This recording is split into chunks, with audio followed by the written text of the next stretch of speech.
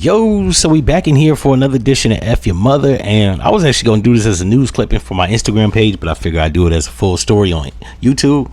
Got right here, it says from the Daily News, race faker Rachel Dolezal'S shocks with jaw-dropping makeover after making X-rated career pivot. The 48-year-old is now a popular OF model and is currently studying to become a sexologist. Now, if you've been rocking with me for, I don't know, the inception of my podcast, you've either listened to audio versions or you've seen the YouTube video where I make mention of this race. Now I fucked that up. This race faker. Now, the Daily Mail is, I think, a newspaper over in London or some shit, and they kept it 100. I would have just called her like a race. I don't know. They did the right shit. That's the right term. Race faker, right? White woman trying to act like she's black. But what's new? You got white people that pretend that they're indigenous Native Americans. You got white people that pretend like they're Egyptians. You got white people that pretend like they're Americans. You got white people that everywhere they go conquer, take over, bamboozle, swindle, pillage. They take on the name of the people that they say they are, right? Now, they didn't do that with the ancient Kemetic people, or as y'all like to know them, as the Egyptians. But they passed that off in Hollywood as white men, right? Gods of War. The movie, what was it called? It was the Moses movie that they did, I think, with Christian Bale, or one of them niggas, right? Russell Crowe. Even the fucking Gladiator, right? Yeah, that's what they do. So when she did this, I was plenty hot. Not because she was a white woman necessarily pretending to be a black woman, because she was a white woman that actually could pass as a light-skinned woman. The tan was convincing, the hair was convincing. I got several aunties in my family where she resembles. So it pissed me off, because now we got to question light-skinned people. When I say light-skinned, I mean high yellow. Because she was mad convincing. I had me fooled. I seen a full body shot of her when they busted her ass up. She had a big ass. She was kind of plump. And me personally, I liked how she looked back in 2015. I think if I'm not mistaken, she was 35 or 38, something around that age. And she was a little BBF, or I said BBF. She was a little BBW. She was built like a MILF. I would have gave her that work. I've actually seen some of the pictures that she got on her OnlyFans, and while they're too graphic to show here, if I'm not mistaken, I got a video up on Twitter, so if you follow me, I think my plug is somewhere on this channel. You could see them. She, for her age, I think at the time she was like 40, she got a nice little booty, right?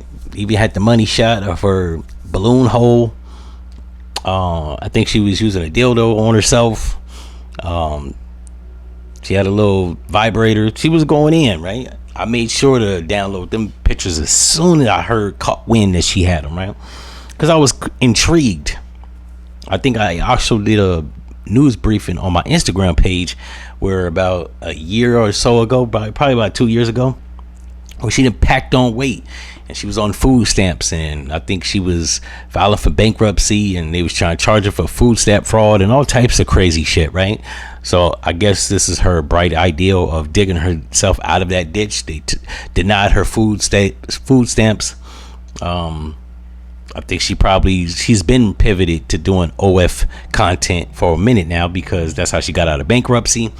And this right here, not only is this a disgrace for white people of one of their own trying to fraud like they're one of us, but the fact that she went through like one of the hardest struggles, like being a black woman. Now, I'm not saying necessarily a black woman would have tried to do OF because of all this shit, but she literally designed her life to go on a downward spiral. Now, I don't think she anticipated it, and I don't think she thought her adopted brothers was gonna rat her out, but she went from being a college graduate to a prestigious position at the NAACP, right, where people listen to her, and she's an activist for the cause of the people, to being exposed as an imposter, to doing getting food stamps because she can't afford to take care of her children and herself, to hell, she was even a single mom. That right there, like, she actually did that self-inflicted. Being in bankruptcy, I forgot what that was all about, but you lose your job at NAACP, they paying you probably $100,000 plus a year to go into zero. Yeah, I can see all them bills cave in on you, and you get bankruptcy on you. Like, it was a hard knock life. So the fact that she pivoted to OnlyFans, like, she did this to herself and she has nobody to blame.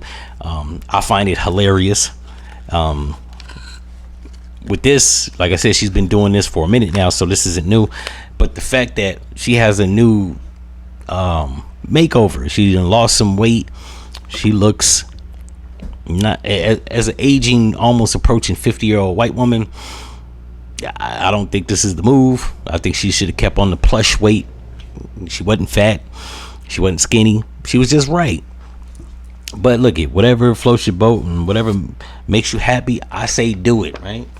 In the words of the Temptations, do it till you're satisfied, whatever it is. In any event, if y'all like this short episode, I really didn't have too much to say. I just wanted to basically put this in rotation in the algorithm, because, you know what I'm saying, I don't let no bullshit, especially by white folks, get swept under the rug, or at least I try not to.